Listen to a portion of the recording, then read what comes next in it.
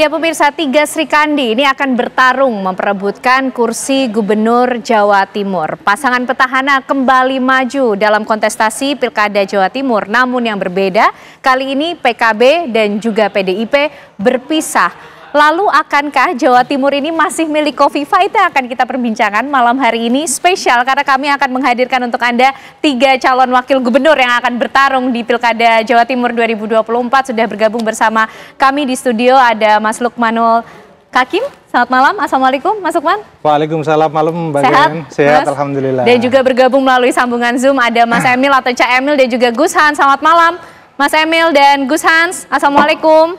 Assalamualaikum warahmatullahi wabarakatuh. Dan juga mungkin saudara lah ya dari Mas Jawa Emil, Timur. Mas Luhut. Oke, ada juga Mas Adi Prayitno. Mas Adi, sehat Mas? Sehat, alhamdulillah. Oke, warga baik. Jawa Timur saya. Warga Jawa Timur juga. Baik, kita mulai dari Cak Emil. Mas Emil, ini nampaknya begitu yakin memenangkan Pilkada Jatim 2024 ini? Ya, semua yang mengikuti kontestasi tentu berangkat dengan semangat optimis, berangkat dengan keyakinan bahwa dari niat yang baik akan dicapai hasil yang baik. Jadi tentunya kami bersama dengan segenap elemen yang mendukung tentunya berdoa dan berikhtiar semaksimal mungkin. Oke. Perlu ada program-program baru nggak sih, Mas Emil? Kan kemarin sudah memimpin Jawa Timur bersama dengan Bu Kofifa sebagai petahana 2019 sampai 2024.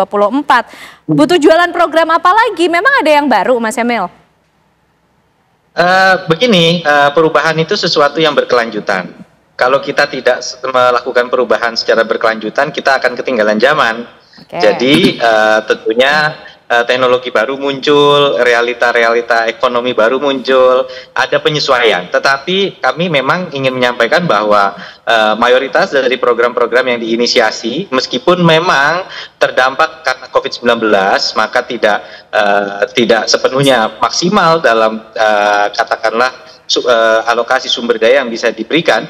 Ini kemungkinan besar akan dilanjutkan lagi karena memang respon dari masyarakat juga alhamdulillah baik terhadap program-program tersebut. Oke, malam ini tuh seperti reuni ya Gus Hans, karena kalau kita lihat dulu 2019 itu kan Gus Hans jadi tim sesnya Kofifa Emil. Nah sekarang harus bertanding, sudah siap bertanding belum nih? Ya kita biasa-biasa saja lah, namanya juga dinamika politik dan saya kira saya dengan Mas Emil punya hubungan yang sangat erat dan sampai sekarang komunikasi tetap berjalan dengan baik. Bahkan seminggu sebelum keputusan ini Mas Emil malah mendorong saya untuk menjadi Bupati Jombang. Okay. Artinya memang ya artinya komunikasi saya, hubungan saya dengan Mas Emil sangat baik sekali. Tetapi ini bukan permasalahan personal kan ya, tapi ini ada sesuatu lebih besar yang ingin kita capai bersama-sama. Oke, didorongnya jadi Bupati Jombang, tapi malah jadi rival nih di Pilkada Jatim. Seberapa yakin kemudian akan bertarung dengan... Bukan rival lah. Oh, bukan rival ya, oke lah. Tapi kan kontestan lainnya lah kita sebut ya. Nah, seberapa yakin Gus Hans kemudian bisa mengalahkan Mas Emil dan juga Bu Kofifa yang dulu juga ikut diusung atau dibantu sehingga bisa memenangkan Jawa Timur? Ya, saya sih harus seperti halnya dengan Mas Emil ya, berawal harus dengan optimisme, dengan hitung-hitungan dan kalkulasi. Sementara apa yang saya pertimbangkan adalah ketika kita menemukan sosok yang pas menurut saya untuk di saat ini gitu. Kebetulan saya kemarin agak langsung menerima dengan keputusan dari teman-teman PDI karena kebetulan sosok yang akan saya dampingi adalah Bu Risma.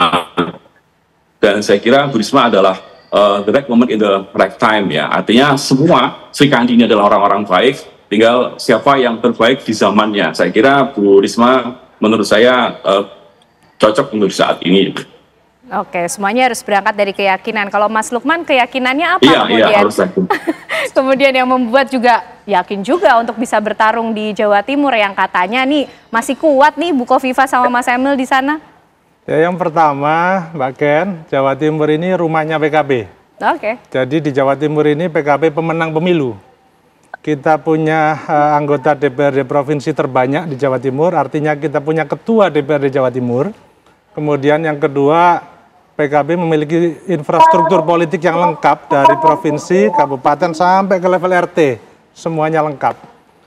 Jadi kalau PKB dengan kapasitas yang besar itu, dengan DPRD seluruh kabupaten di Jawa Timur ada semuanya, tidak memajukan kadernya sendiri, rugi dong, kira-kira gitu. Itu yang pertama. Yang kedua, posisi PKB hari ini atau posisi kami, PKB sudah memilih untuk menentukan kadernya sendiri untuk berangkat. Saya bersama dengan Mbak Lulu Nur Hamidah, ini dua-duanya saya dan Mbak Lulu ini kami adalah ikhtiar daripada pleno DPP PKB yang untuk menjawab situasi Jawa Timur hari ini. Nah, apa yang harus dijawab? Yang pertama adalah bahwa Jawa Timur butuh regenerasi. Jawa Timur butuh pemimpin baru, Jawa Timur butuh pemimpin yang fresh, semangat baru, harapan baru. Kira-kira gitu. Kemudian yang kedua, kita juga punya tantangan di Jawa Timur, Mbak Ken, bahwa ternyata Jawa Timur ini angka kemiskinannya tertinggi secara nasional. Nah, ini provinsinya besar, tapi kalau ngomong jumlah angka kan besaran jumlah penduduk ada di Jawa Barat. Tetapi angka kemiskinannya ada di Jawa Timur tertinggi. Nah, ini PR. Sebagai kader kita nggak boleh diam diri. Sebagai warga Jawa Timur, kita harus cari solusinya apa yang terbaik buat warga masyarakat Jawa Timur. Itu bentuk kecintaan kami terhadap masyarakat Jawa Timur. Nah, nanti program-programnya tentu kami sudah siapkan. Boleh dijawab sekarang atau nanti nih? Nanti aja dulu. Karena nanti ada sesinya. Karena sebelum ke situ, Mas saya mau menyapa kawan-kawan saya dulu, boleh nih? Boleh. Assalamualamualaikum, Mas Emil dan Gus Han. Tapi udah sering ketemu nih pasti ya. Mas Lukman, tapi gini, kalau PKB kemudian mengandalkan kekuatan politik, biasanya juga kalau kita sering dengar PKB ini kan dijuluki partai koncone banteng. Tapi kok di kali ini memilih untuk berpisah? Ya, kan ini bukan perpisahan, ini itu persahabatan. Kompetisi ini kompetisi persahabatan, kira-kira gitu, Pak Gen. Jadi yang mau dipertarungkan itu bukan person atau partainya, tapi gagasannya, tapi idenya, kira-kira gitu. Baik. Mas Adi, gimana sih kalau melihat karakteristik pemilih di Jawa Timur ini, akankah kemudian yang kuat adalah yang memiliki modal dari partai politik, atau kemudian yang memiliki basis kekuatan sedari dulu di Jawa Timur dengan kelompok-kelompok agama begitu di sana? Ya, saya kira memang kalau kita bicara tentang pilkada, termasuk di Jawa Timur, saya kira instrumennya dua. Pertama, mesin politik itu tidak bisa dibantah. Apapun judulnya, konsolidasi dan pemenangan itu kan tidak terlepas dari jejaring politik yang sudah dibangun sejak lama.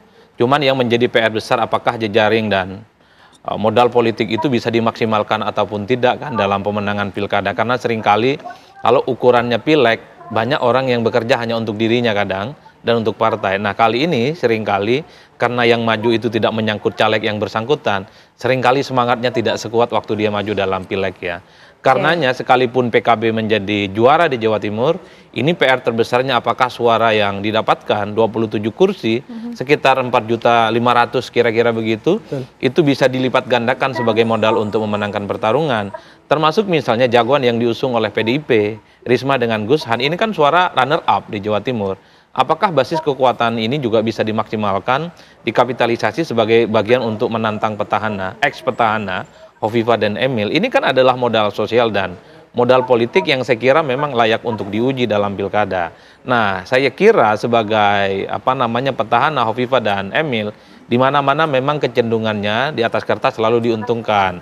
Minimal dari segi popularitas, visi-misinya sudah dikenal, wajah-wajah dan namanya minimal terkonfirmasi ke masyarakat secara umum. Tapi memang dalam politik itu apapun masih mungkin terjadi, Ken. Jadi dalam waktu 3 bulan ke depan, saya kira peta politik masih cukup dinamis dan cukup kuat. Kenapa di Jawa Timur ini muncul nama-nama yang justru penantangnya dari kalangan perempuan, para Sri Kandi?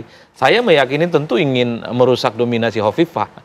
Karena Hovifah selama ini kan seakan-akan penantangnya cuma laki-laki semua. Muncul Risma, muncul Mbak Lulu, ya tentu harapannya segmentasi dari kalangan pemilih perempuan khususnya tidak lagi terkonsentrasi di Hovifah, tapi ada di situ Risma, di situ kemudian ada Lulu. Kan tinggal diuji nanti di lapangan. Tapi yang kedua, instrumen bahwa suka tidak suka yang dilihat oleh pemilih itu adalah seberapa kuat dan seberapa disukai para calon secara personal. Disitulah yang sebenarnya akan menjadi penentu siapa yang akan memenangkan pertarungan di Jawa Timur. Gus Hans, ini kan berdampingan dengan Bu Risma. Kalau tadi Mas Adi bilang nih nampaknya para Sri Kandi yang lain juga maju untuk mulai merusak atau mungkin mengganggu ya popularitas Bu Khofifah nih di Jawa Timur. Itu kan juga yang dilihat oleh Gus Hans dalam mendampingi Bu Risma? Oh, jadi begini, bukan bermaksud untuk mengganggu ya, tapi emang kan harus mencari potensi yang ada dalam masyarakat Jawa Timur. Dan saya kira Bu Risma lah yang paling tepat memiliki kapasitas untuk bisa menandingi Bu Hovifah yang sudah running, boleh saya katakan 15 tahun lah. Jadi kalau misalnya kita baru berjalan 2 minggu, Bu Hovifah kan sudah 15 tahun begitu. Nah, sementara kalau menurut dari sisi partai, sebenarnya yang bermain kan hanya 3 partai ini, PDI, PKB sama Demokrat. Nah, yang lain kan hanya pengusul. Mbak Hovifah kan nggak punya partai. Artinya memang mesin-mesin partai yang mungkin optimal ya hanya itu saja. Demokrat, PDIP sama PKB. Nah, yang lain kan hanya pendukung atau pengembira saja. Jadi saya melihat mesin partai yang memang yang kalau misalnya itu menjadi penilaian, ya mari kita lihat, kita nilai partai-partai itu. Oke, Mas Emil gimana nih, ternyata partai yang lain jadi penggembira aja atau meter nih kehadirannya mendukung Bu Khofifah dan juga Cak Emil? Dulu Gus Han itu kan Golkar dan kontribusinya terhadap kami luar biasa. ini mengenang masa lalu ya, oke. Iya, kami memiliki pengalaman, punya sahabat yang luar biasa seperti Gus Han, yang tentunya sangat baik dalam melakukan support, dan hari ini pun kami justru berbahagia dan turut senang sebagai sahabat gitu, punya mitra demokrasi seperti Gus Han yang saya yakini juga beliau punya niat baik dan akan menjunjung demokrasi yang baik. Nah, sama dengan Mas Lukman ini, mungkin nostalgia saya dulu waktu mau maju Trenggalek ini juga dengan Mas Lukman, kita ini bersahabat lama juga. Jadi kita meyakini pilkada ini akan guyup rukun di Jawa Timur, semua punya niat baik, semua punya pandangan yang baik, bahwa ada perbedaan-perbedaan perspektif itu sesuatu yang lumrah menurut saya. Masih gitu ya untuk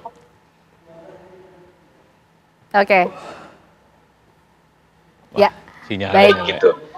Oke, Mas Lukman, gimana nih menanggapi juga tadi kan juga teman lama diajak bernostalgia sama Cak Emil dulu waktu di Trenggalek. Nah, melihatnya gimana? Balik lagi ke kekuatan politiknya loh. Kan Bu Khofifah sama Cak Emil tuh banyak, kalau Gusan sih ngitungnya cuma Demokrat. Kalau Mas Lukman gimana nih sama PKB? Ya.